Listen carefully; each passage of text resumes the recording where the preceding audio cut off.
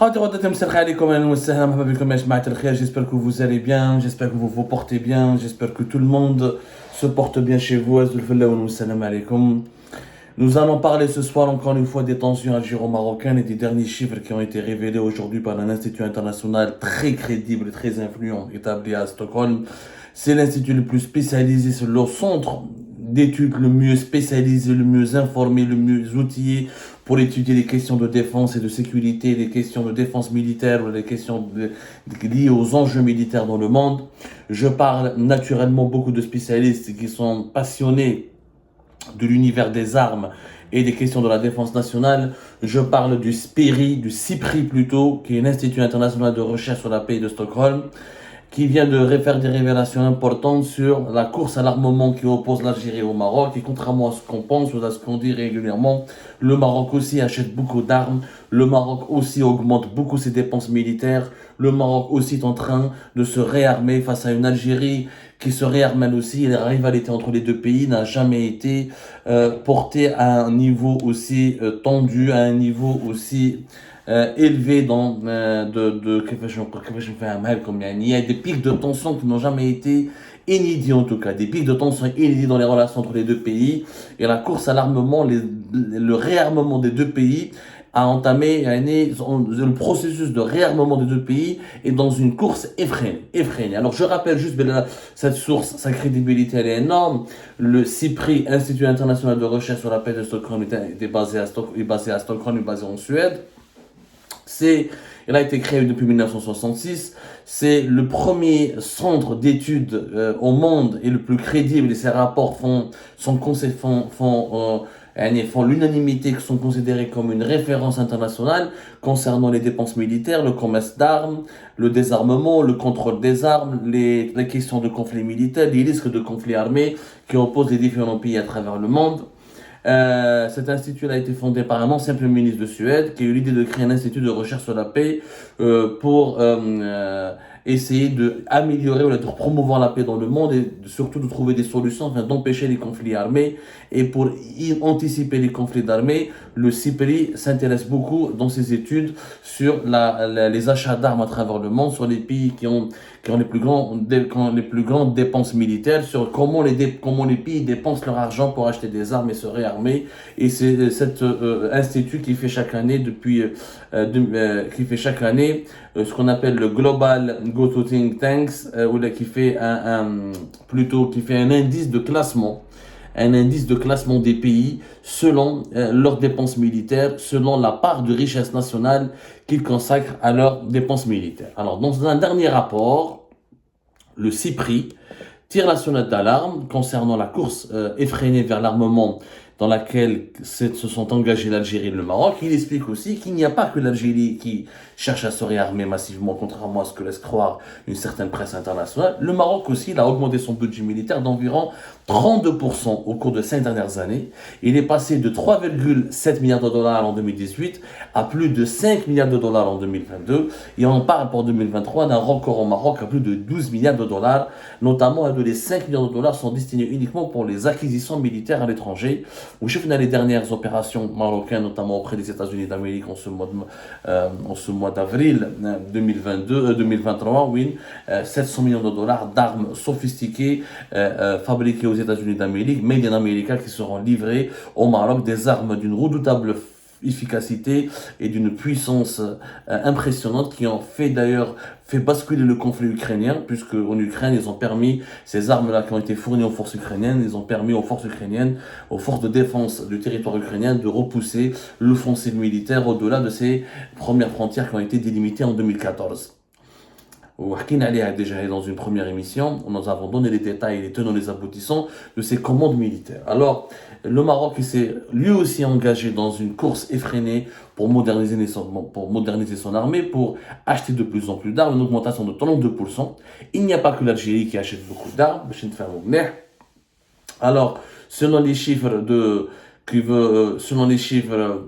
annoncés par ce centre d'études suédois, le CIPRI, le Maroc cherche maintenant la suprématie régionale. Il envisage même de consacrer près de 20 milliards de dollars pour atteindre cet objectif, c'est-à-dire 20 milliards de dollars à partir des années à venir, sur une période de 4-5 ans, sur une période de 4 ans ou de 5 ans, pour acheter de nouvelles armes, moderniser son armée et se préparer à un éventuel scénario d'une confrontation militaire. Et ce qui est inquiétant, c'est du côté algérien, la même chose, rappelez-vous, l'Algérie a augmenté son budget militaire, a voulu augmenter son budget militaire de plus de 130% entre 2022 et 2023, la fameuse loi de finances 2023, où l'Algérie voulait avoir un budget militaire de 22 à 23 milliards de dollars, mais elle n'a pas pu atteindre cet objectif et ça a été diminué jusqu'à l'équivalent de 17, presque 18 milliards de dollars, alors que l'objectif initial c'était 22 à 23 milliards de dollars, alors que le budget habituel de l'armée algérienne était entre 9 et 10 milliards de dollars de 2018-2019 jusqu'à 2021-2022. Donc les deux pays dépensent beaucoup de leur argent. Ils prennent énormément d'argent de leur richesse nationale. Vous imaginez des milliards de dollars que dépensent le Maroc et l'Algérie en achat d'armes, en équipement militaire, en technologie militaire, en armes fatales, en armes de destruction massive, en armes de destruction intégrale et dangereuse. Et malheureusement, les deux pays accusent un retard de sous-développement énorme dans le secteur de l'éducation, dans le secteur de la santé, dans le secteur économique, dans le secteur de l'emploi, dans le secteur de développement technologique. Et malgré cela, ces pays se privent donc d'investissements importants dans ces secteurs clés qui font le développement et la sécurité et l'épanouissement de leur population pour acheter des armes. Et ça ne s'arrête pas. Et le problème, c'est que la composition des armées des deux pays est totalement opposée, totalement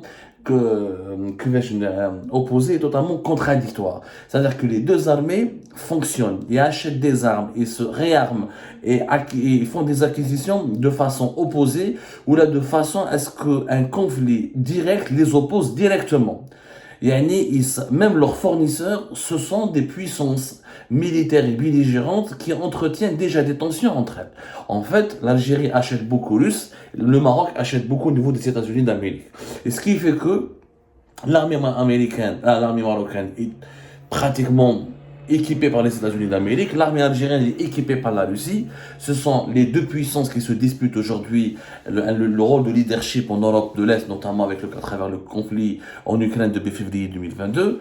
Et nous avons l'impression que la Russie, comme les États-Unis, utilisent l'Algérie et le Maroc pour régler leur compte dans le cadre d'une confrontation globale qui dépasse les frontières de l'Europe à travers le monde pour que la Russie et les États-Unis d'Amérique essayent donc d'utiliser l'Algérie et le Maroc comme des pions sur un échiquier qui va vendre le plus d'armes à son allié, qui va équiper le plus qui va donner le plus d'équipements militaires à son allié, et si le Maroc et l'Algérie entreront en guerre, ça sera encore une fois une démonstration de force pour la Russie et pour les États-Unis, et le vainqueur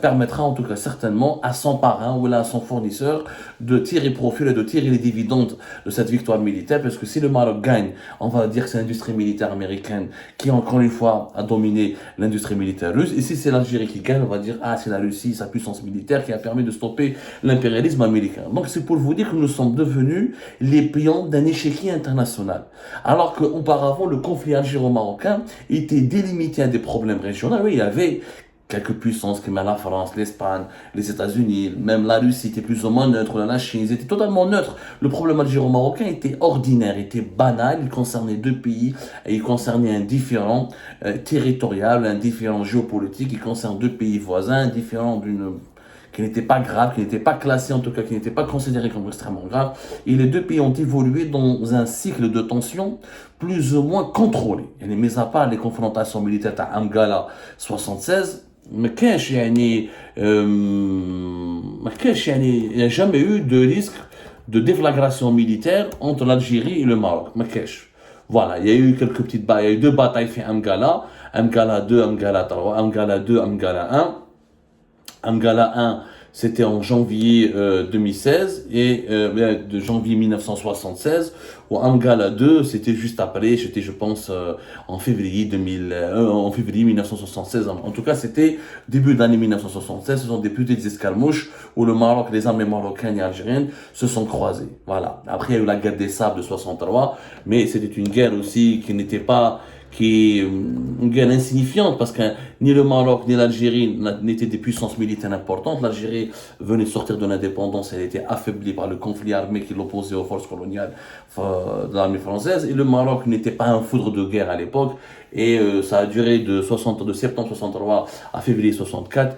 Et les deux pays se sont neutralisés rapidement. Il y a eu la médiation internationale et voilà, la guerre des sables n'a pas défrayé la chronique et n'a pas été retenu comme étant un conflit réellement puissant ou là, intense ou là, particulièrement meurtrier. Et depuis, je te fais un d'ailleurs, le rôle il y a même pas, en plus, il y a même pas un accord, il y a même pas un consensus sur le nombre des victimes. Franchement, il n'y a même pas un consensus précis sur le nombre des pertes. Alors, on parle de 850, 39, 300, 200. Il n'y a pas un travail historique sérieux. En tout cas, une guerre qui fait 850, 300, c'est des escarmouches. Les véritables guerres font des milliers de morts. Donc, auparavant, le problème algéro-marocain était que Maroc évoluait dans un cercle de tension contrôlable. Et les deux pays ne franchissaient pas une certaine ligne rouge. Aujourd'hui, ce n'est plus le cas. Ce n'est plus le cas puisqu'il y a une course à l'armement qui est affolante. Les deux pays, clairement, sont positionnés dans des blocs géopolitiques opposés et qui sont adversaires. L'Algérie, la Russie, le Maroc, les États-Unis. Les deux pays se fournissent en armes auprès de ces deux blocs qui sont en confrontation permanente et le tiers de cette confrontation est la guerre en Ukraine. Donc, la Russie et les États-Unis sont tentés de téléporter ou d'exporter leur conflit vers d'autres zones géographiques à travers le monde. On a chauffé l'Afrique, l'offensive russe diplomatique et militaire avec les Wagner, offensive diplomatique et du renseignement américain sur le continent africain. L'Algérie et le Maroc sont devenus un ring qui oppose donc les deux puissances, la Russie et les États-Unis d'Amérique. La preuve, l'armée marocaine, 76% de ses armes viennent des États-Unis d'Amérique, 15% viennent de la France et 6,8% ça vient de Chine, alors que l'Algérie, 73% de nos armes viennent de Russie, 10% de France et 10% d'Allemagne et 5% avec la France et l'Italie qui complètent le tableau et qui nous fournissent quelques armes, mais essentiellement c'est la Russie. Donc 76% des États-Unis d'Amérique, c'est des armes 76% des armes marocaines proviennent des États-Unis d'Amérique, 73% des armes algériennes proviennent de Russie. Les deux armées donc ont des dogmes militaires opposés, ont des organisations militaires opposées, l'une américaine, l'autre s'inspire de l'école russe, l'autre s'inspire de l'école américaine. Les armements sont opposés, les mentalités sont opposées et malheureusement, comme dit le SPI, il y a maintenant le différend territorial entre les deux pays qui est lié au Sahara occidental, qui a souvent une influence majeure sur les politiques des dépenses militaires, s'est poursuivi en 2022 et il s'est aggravé depuis la rupture des relations diplomatiques entre l'Algérie et le Maroc en fin de l'été 2021, avec une aggravation des rapports entre les deux pays depuis fin 2021 durant toute l'année 2022, avec des menaces réciproques, des exercices militaires entre chaque pays organise des exercices militaires au niveau de ses frontières pour narguer le pays voisin ou là pour avertir le pays voisin ou là pour mettre en garde le pays voisin. L'Algérie qui s'est rapprochée de la Russie, le Maroc qui a approfondi ses relations et son alliance militaire avec Israël et les États-Unis d'Amérique. L'Algérie maintenant qui a augmenté son budget militaire, le Maroc qui a fait de même. Donc, avant la guerre froide qui opposait l'Algérie, c'était une guerre froide voilà, qui a opposé l'Algérie et le Maroc, c'était une guerre via les médias, via le réseau diplomatique, via une guerre psychologique, via les déclarations des représentants des deux pays auprès des organismes internationaux. Aujourd'hui, c'est une véritable... Il y a un bruit de botte. Il y a un bruit de botte aujourd'hui, c'est le terrain militaire. Chacun des deux pays considère l'autre pays comme adversaire. Il considère son voisin, l'Algérie, donc considère le Maroc comme adversaire, le Maroc considère l'Algérie comme adversaire. Et cette course à l'armement a dépassé les limites. Elle a dépassé les limites avec des dépenses records, avec des augmentations des dépenses militaires qui sont historiquement élevées, qui n'ont jamais été égalées dans l'histoire des deux pays depuis l'indépendance de ces deux pays-là. Et là, il y a une véritable crainte d'une déflagration militaire. Trop d'armes, à un moment donné, on va se poser la question, qu'est-ce qu'on va faire de toutes ces armes-là? Il suffit d'une petite étincelle, d'un petit problème, d'un malentendu, d'un petit dérapage qui peut enclencher, allumer la mèche, dans un scénario de confrontation, mais qui n'est pas à exclure. Je le dis, qui n'est pas à exclure.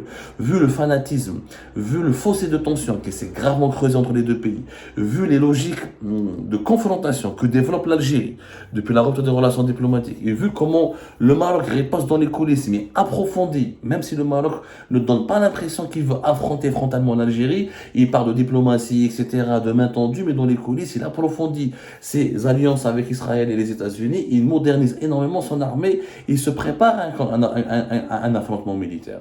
Donc, dans les deux pays, nous sommes dans une logique d'affrontement. Ce n'est plus la logique de la guerre froide, de la provocation, de la tension uniquement diplomatique et médiatique et de la tout en ne pas en étant conscient d'une certaine ligne rouge à ne pas franchir. Aujourd'hui, nous sommes dans une logique d'affrontement et il semble-t-il que les lignes rouges ont changé. Les lignes rouges, dans le Maroc comme en Algérie, on n'écarte plus l'option d'une guerre conventionnelle, d'une attaque militaire directe ou indirecte. Et là, malheureusement, nous entrons dans un nouveau cercle, nouveau cycle, ou là, comment je dirais, nous entrons dans une zone très dangereuse, dans une zone de turbulence très très dangereuse pour les deux pays. Alors, Bédjib El Khel, c'était important pour moi de tirer la sonnette d'alarme et d'avertir nos compatriotes algériens et marocains et de les appeler, de les sensibiliser pour que les voix de la sagesse se multiplient dans les deux pays afin d'éviter le pire. Parce que si le pire survient, l'avenir des deux pays sera compromis définitivement et les grandes puissances pourront se frotter les mains parce qu'ils nous utiliseront, comme je dis au début, comme un ring de boxe pour régler leurs comptes et imposer leur agenda respectif.